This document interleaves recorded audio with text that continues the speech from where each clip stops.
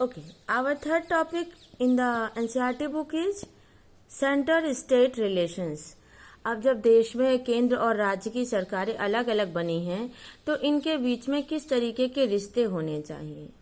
Restructuring the centre state relation is one more way in which federalism has been strengthened in practice. अगर हम दोबारा से इनको संगठित करने की और इनको तैयार करने की बात करें, इनके बीच के रिश्ते की, तो इस स्थिति ने फेडरलिज्म को और ज्यादा मजबूती प्रदान की।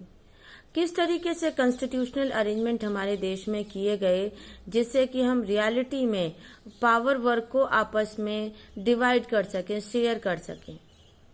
बेसिकली इस पावर शेयरिंग के लिए यहाँ सबसे ज्यादा डिपेंड करता है कि किस तरह से रूलिंग पार्टी, यानी जो देश में सरकार चला रही है वो पार्टी, और लीडर्स जो हैं इसको अरेंजमेंट्स को फॉलो करते हैं।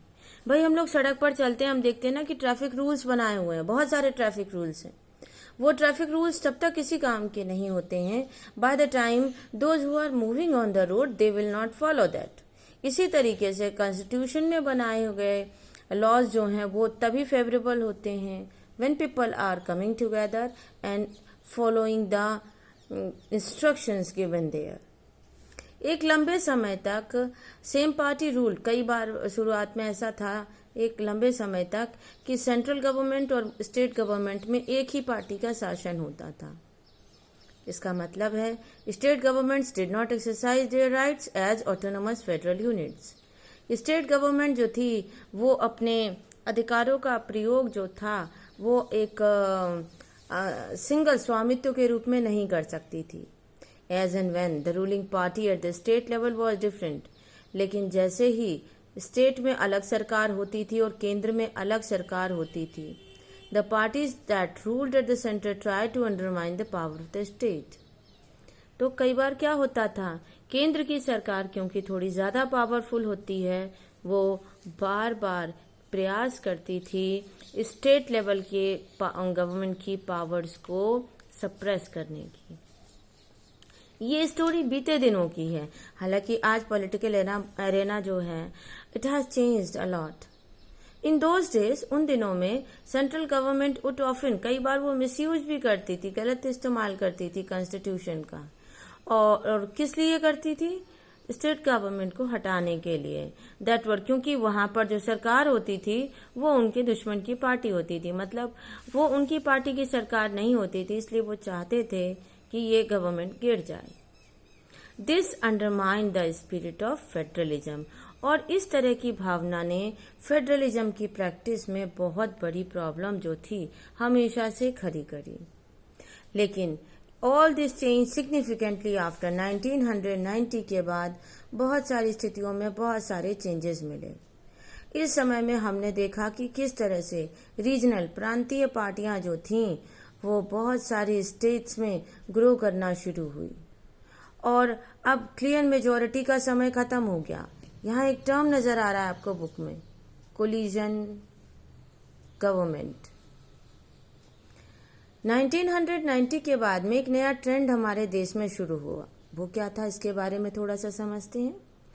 1990 के बाद हम देखते हैं कि देश में सिंगल पार्टी को मेजॉरिटी मिलना कम हो गई, बिकॉज कॉमन पीपल बहुत खुश नहीं थे उनके वर्किंग सिस्टम से। तो अब सरकार कैसे बनेगी जब एक को मेजॉरिटी नहीं मिलेगी? तो देश में कोलिजन स्टार्ट हुआ, कोलिजन गवर्नमेंट। कोलिजन गवर्नमेंट क्या था? इसमें कई छोटी बड़ी पार्टियां मिलकर के सरकार बनाती थी, मतलब रीजनल पार्टीज की मदद से ही सेंट्रल गवर्नमेंट का बनने का समय शुरू हुआ। Single no party got a clear majority in Lok Sabha. तो अदर मेजर नेशनल पार्टीज जो थी उनको एक अलायंस बनाना पड़ता था, एक गठजोड़ करना पड़ता था कई अलग अलग रीजनल पार्टीज के साथ में, जिससे कि वो केंद्र में सरकार बना सके।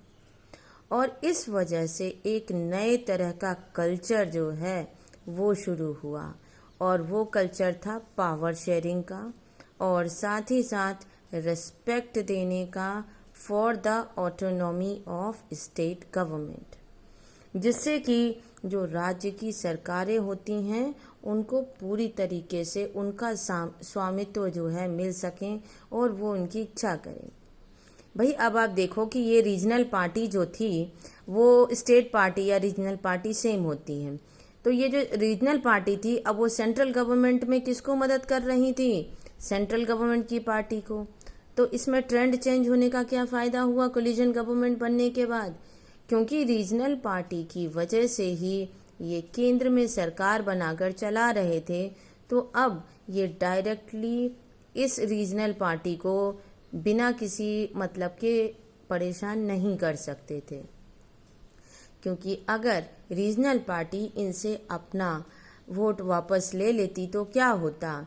ये इसकी पार्टी जो थी वो अल्पमत में आ जाती, मेजॉरिटी में नहीं माइनॉरिटी में हो जाती सेंटर में, और सरकार जो है गिर जाती। तो इस तरह से हम देखते हैं कि जो सेंटर स्टेट रिलेशनशिप की अगर बात करें तो 1990 से पहले सेंटर और स्टेट के बीच के रिलेशंस बहुत अच्छे नहीं थे।